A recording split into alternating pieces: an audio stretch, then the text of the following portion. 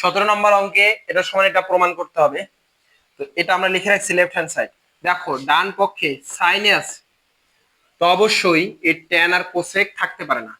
Tan আর কোসেককে ভেঙে দিব, ভেঙে দিয়ে সাইন কস এগুলাতে রূপান্তর করব। রূপান্তর করে তারপরে আমরা বাকি কাজগুলো করব।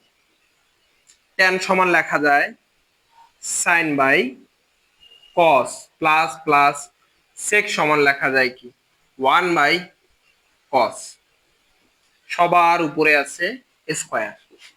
কস যেহেতু আছে লসাগু নিয়ে নেই, লসাগু নিলে উপরে থাকে সাইন থিটা প্লাস 1, সবার উপরে স্কোয়ার। এখন এই স্কোয়ারটা বাপের সম্পত্তি, যেরকম ছেলেমেয়েরা ভাগ পেয়ে থাকে, তো এরা যেহেতু দুই ভাই, তাহলে সমান ভাগে এই স্কোয়ারটি উপরেও যাবে নিচেও যাবে। উপরে গেলে কিরকম হবে, এরকম, আর নিচে এরকম।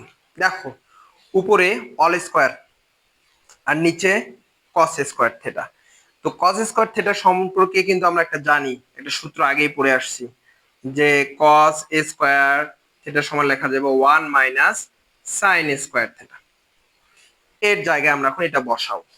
যদি বসাই তাহলে উপরে কি থাকলো এটা, আর নিচে হয়ে গেল 1 - সাইন স্কোয়ার থেটা। এখন দেখো নিচেরটা, ওয়ানটাকে যদি আমি এ ধরি আর সাইনটাকে যদি বি ধরি, তাহলে ওয়ানের উপরে সবসময় স্কোয়ার কিউব যা খুশি তাই কিন্তু দেওয়া যায়।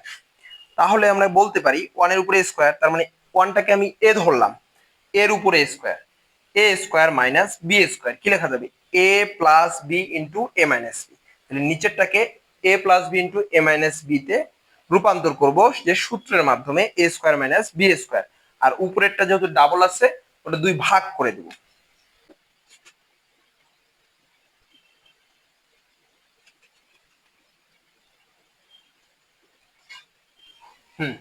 এ প্লাস বি ইন্টু এ মাইনাস বি। দেখো এখানে প্লাসে প্লাসে মিল আছে, কিন্তু ওয়ানটা এখানে আছে পরে, এখানে আছে সামনে।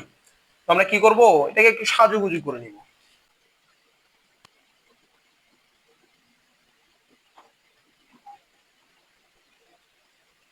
দেখো এখন এটা এটা ক্যান্সেল, কেটে দেওয়া যায়।